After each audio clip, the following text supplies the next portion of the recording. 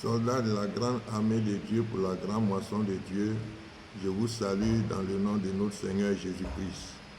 Que la paix et la grâce de Dieu soient sur chacun de nous. Ce soir, nous sommes sur Divine Guérison, l'évangile qui sauve. Et je voudrais vous inviter donc à prendre l'évangile de Jean chapitre 4, le verset 34, pour que nous puissions partager une pensée du Seigneur. Je fais la lecture Jean 4, 34. Jésus leur dit, ma nourriture est de faire la volonté de celui qui m'a envoyé et d'accomplir son œuvre. Bien-aimés frères et sœurs, je voudrais vous parler de notre raison d'être. Notre raison d'être, qu'est-ce que c'est? Notre raison d'être, c'est ce pourquoi nous existons, ce pourquoi nous sommes en vie, ce à quoi nous sommes destinés. C'est ça notre raison d'être. Et bien aimé, l'évangile de Jean au chapitre 4 nous parle de la rencontre de Jésus avec cette femme samaritaine. Jésus, qui était donc un évangéliste hors pair, qui sillonnait donc tous les contrées de Jérusalem et aux alentours, va donc faire un détour en Samarie. Sachant bien qu'il n'y avait pas de relation entre les Samaritains et les Juifs, mais Jésus va aller donc à Samarie pour évangéliser les Samaritains.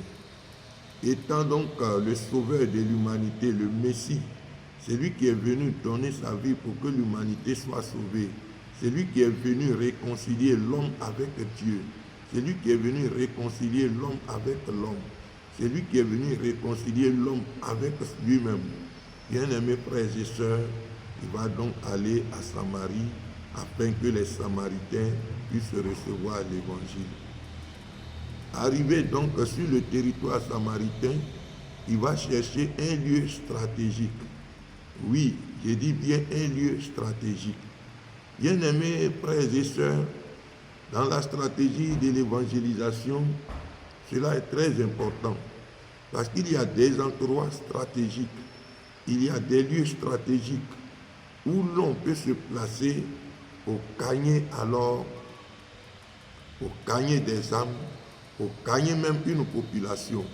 Il y a des lieux stratégiques dans nos villes, dans nos villages, dans nos campements. Alors, il est important que nous puissions connaître ces lieux stratégiques alors pour mieux faire passer le message de Dieu pour que la population soit sauvée. Donc, Jésus étant sur le territoire samaritain, il va trouver un lieu stratégique et ce lieu stratégique, c'est le puits de Jacob. Il se met alors au bord du puits de Jacob pour se reposer et il va envoyer ses disciples en ville pour chercher de la nourriture. Pendant que les disciples sont allés chercher la nourriture, une femme samaritaine va venir au puits pour puiser de l'eau. Et Jésus va lui adresser la parole en demandant donc à cette femme de lui donner de l'eau à boire. Sous le choc, la femme, étonnée de voir un juif qui lui adresse la parole, ce qui était une grande première, va donc répliquer et une dispute va s'en suivre. Elle dit à Jésus, mais pourquoi toi, un juif, tu me demandes de l'eau à boire? Et suite à cette discussion, Jésus alors, saisissant de cette occasion, va prêcher l'évangile à cette femme afin que son âme soit sauvée. Jésus va non seulement dévoiler la vie de cette femme, mais il va amener cette femme à croire en lui en tant que le Messie, le sauveur de l'humanité. C'est donc dans ce contexte-là que cette femme qui avait été dévoilée et qui a laissé sa cruche pour aller dans la ville de Samarie afin donc d'annoncer aux Samaritains que le Messie était sur le territoire de Samarie. C'est dans ce contexte que ses disciples arrivent avec le repas et pressent Jésus à manger. Mais Jésus va leur faire savoir qu'il a une raison d'être. Il y a une raison d'être plus importante que la nourriture physique qui venait d'arriver.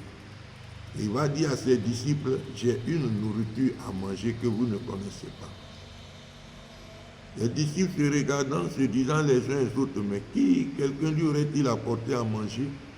Jésus reprend la parole pour leur dire, ma nourriture est de faire la volonté de celui qui m'a envoyé et d'accomplir son œuvre. Bien-aimés frères et sœurs, Jésus fait donc mention de sa raison d'être. C'est pourquoi il est venu dans ce monde.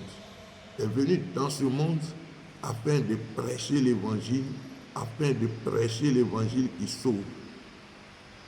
Et bien aimé, il va encore dire à ses disciples, que ne dites-vous pas qu'il reste encore 4 mois pour la moisson, mais moi je vous dis, levez les yeux et regardez les champs qui blanchissent déjà pour la moisson. Bien-aimés, frères et sœurs, c'est l'heure de la moisson.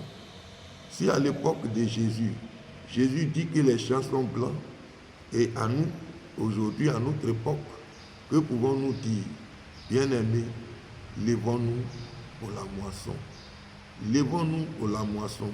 Quand nous lisons Luc chapitre 10, verset 1 au verset 2, quand Jésus envoyait les 70 disciples pour aller prêcher l'évangile, qu'est-ce qu'il va leur dire? La moisson est grande, mais il y a peu d'ouvriers. Priez le maître de la moisson d'apporter des ouvriers dans sa moisson. Bien-aimés frères et sœurs, le champ de Dieu est vaste. Et ce champ, c'est le monde entier. Et bien-aimés, cette immense moisson, sachez qu'il y a peu d'ouvriers pour accomplir cette moisson. C'est pourquoi, bien-aimé, Dieu veut te compter parmi ses ouvriers.